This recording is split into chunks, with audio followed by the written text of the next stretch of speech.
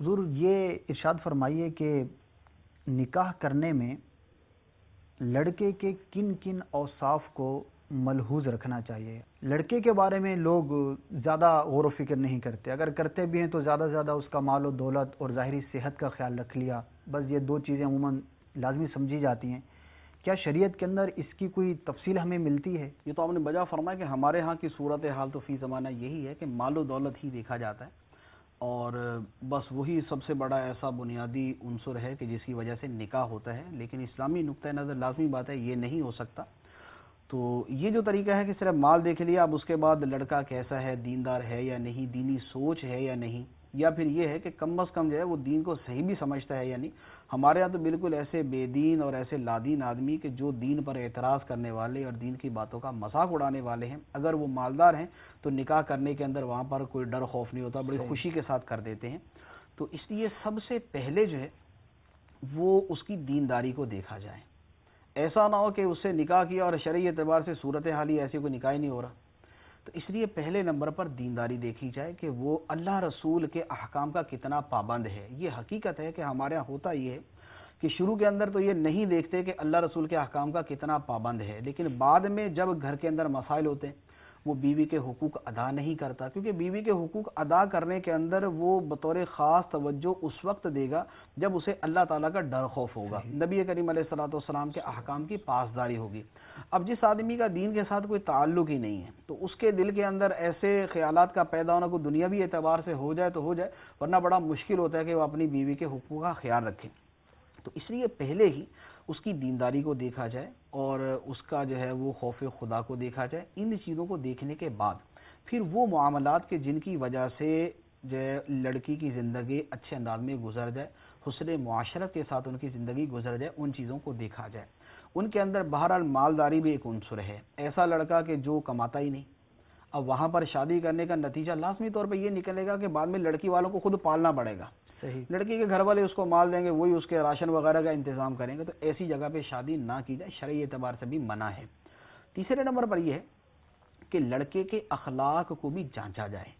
کہ لڑکا با اخلاق ہے، ملنسار ہے۔ اب ایسی جگہ شادی کر دی کہ لڑکا بد اخلاق ہے تو بد اخلاقی کا نتیجہ یہ نکلے گا کہ گھر کے اندر لڑائی فساد، جھگڑا، سسرال کو تنگ کرنا، اس کے رشتہ داروں کو تنگ کرنا، بلا وجہ تذلیل کرنا، بات بات کے پر ڈانٹنا ڈپٹنا، برا بلا کہنا،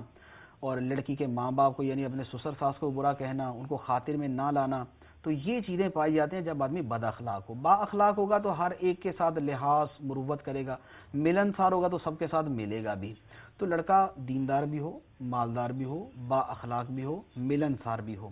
اور اس کے ساتھ یہ ہے کہ اس کو کوئی شرعی اعتبار سے اس کی کچھ ایسی معلومات اس کے بارے میں ہوں کہ یہ بیوی کے حقوق کو سمجھتا بھی ہے، کیونکہ شادی صرف یہ نہیں ہے کہ لڑکی کو رخصت کر دیا اور اس کے بعد اب جو حلال حرام ہو وہ سب سارے کا سارا جو ہے وہ ان کے اوپر، بلکہ یہ چیز بھی دیکھی جائے کہ شرعی معلومات ہوں گی تو وہ ان کے مطابق زندگی گزارے گا۔ تو ایسے وہ تمام اوصاف جن کو والدین سمجھتے ہیں کہ ان کی بیٹی ان کی وجہ سے سکھی رہے گی تو ان کو اپنے سامنے رکھے۔ اسی طرح مزید جو ہے وہ لڑکے کے بارے میں بہت مناسب ہے کہ شادی سے پہلے کچھ اس کے بارے میں تحقیق اس اعتبار سے کر لی جائے کہ اس کے اخلاق کیسے، اس کا چال چلن کیسا، اس کے طور اتوار کیسے، تاکہ اس کے چال چلن کے حساب سے بھی معلوم ہو جائے لڑکا غلط لڑکوں کے اندر جا کے اٹھتا بیٹھتا نہیں ہے، غلط دوستوں کے اندر تو نہیں آتا جاتا، غلط صحبت کے اندر تو نہیں اٹھتا بیٹھتا۔ شادی کر لی بعد میں پتہ چلا لڑکا شرابی ہے، لڑکا چرس پیتا ہے، لڑکا نشہ کرتا ہے۔ تو یہ ان پریشانیوں سے بچنے کے لیے ضروری ہے کہ پہلے ہی اس کے بارے میں اچھی معلومات حسن نیت کے ساتھ لے لی جائیں۔ اور آپ نے کچھ عیوب کا ذکر کیا کہ لڑکا بعض اوقات شرابی ہوتا ہے، چرسی ہوتا ہے، تو بعض کے اندر بعد میں جو ہے وہ معاملات ہوتے ہیں، لیکن کیا بے نمازی ہونا، فلمی ڈرامے دیکھنا یہ عیوب میں نہیں ہے؟ عام طور پہ تو اس کو نہیں سمجھا جاتا۔ دیکھیں عیب تو بہت بڑا ہے کہ اللہ تعالیٰ کی نافرمانی کر رہا ہے اور اللہ تعالیٰ نے جس چیز کو فرض کیا ہے وہ اس پر عمل نہیں کر رہا، اس فرض کا تارک ہے۔ سیدنا عمر فاروق رضی اللہ تعالیٰ عنہ پر جب قاتلانہ حملہ ہوا تو آپ کو جب بھی ہوش آتا تھا تو آپ سب سے پہلے یہ سوال کرتے تھے کہ نماز کا وقت ہے، تو بار بار جب بھی ہوش آئے تو نماز کا سب سے پہلے پوچھتے تھے اور نماز ادا کرنے کی کوشش کرتے تھے۔ اور اس کے ساتھ آپ نے یہ ارشاد فرمایا کہ جس شخص کے دین میں نماز نہیں اس کا کوئی دین نہیں.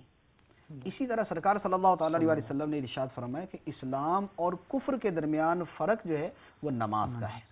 اسی طرح سرکار صلی اللہ تعالی علیہ وسلم نے اپنے آخری ایام میں، حیات ظاہری کے آخری ایام میں جو وصیت فرمائی تھی اس میں 3 چیزیں تھیں. اس میں ایک اہم چیز جو ہے وہ نماز کا تذکرہ تھا کہ نماز کی حفاظت کرنا. پھر قرآن پاک کا حکم موجود ہے کہ حافظوا علی الصلوات، کہ نمازوں کی محافظت کرو. پھر قرآن پاک کے اندر ہے والذین هم علی صلاتہم یحافظون، وہ لوگ جو اپنی نمازوں کی محافظت کرتے ہیں. ایک جگہ پر دائمون کے الفاظ ہیں کہ جو اپنی نمازوں پر مداومت کرتے ہیں. اور جو نمازوں کو چھوڑنے والے ہیں ان کے بارے میں فرمایا کہ فویل للمصلین الذین هم عن صلاتہم ساہون، ان نمازیوں کے لیے بربادی ہے جو اپنی نمازوں کو بھولے ہوئے. اسی طرح قرآن میں فخلف من بعدہم خلف اضاعوا الصلاۃ واتبعوا الشہوات فسوف یلقون غیا، کہ جو لوگ نمازوں کو چھوڑنے والے ہیں تو یہ اور اپنی خواہشات کی پیروی کرنے والے ہیں تو ان قریب غی کے جنگل سے ملاقات کریں گے، جہنم کی ایک وادی ہے اس سے ملاقات کریں گے. تو جس شے کی اہمیت اللہ اور اللہ کے رسول صلی اللہ علیہ وسلم نے اس قدر بیان کی ہو اور جس کے ترک کے اوپر اس قدر شدید وعیدیں ہوں، حتیٰ کہ کفر تک کا فرمایا گیا ہو، تو اب اس نماز کے ترک کو عیب نہ شمار کیا جائے تو یہ تو ایک واضح بات ہے کہ بالکل غلط بات ہے. یہ بہت بڑا عیب ہے. اسلام کا پہلا فریضہ ہے اور اسلام کی بنیاد جن 5 چیزوں کے اوپر ہے ان کے اندر توحید و رسالت کے اقرار کے بعد سب سے پہلے نماز ہے. تو اس لیے لڑکے کے اندر جو اوصاف دیکھے جائیں تو اس کے اندر اس کا نمازی ہونا بھی دیکھا جائے. جو آدمی اللہ تعالیٰ کے مقرر کردہ سب سے اہم ترین فرض کا تارک ہے اور اللہ تعالیٰ کے سب سے اہم فرض کے اندر وہ لاپرواہی اور سستی کرنے والا ہے، اس سے کوئی بعید نہیں ہے کہ وہ دنیا بھر کے حقوق کے اندر لاپرواہی اختیار کرے. بعد میں ماں باپ روتے ہیں تو ان چیزوں کا دیکھنا بھی بہت اہمیت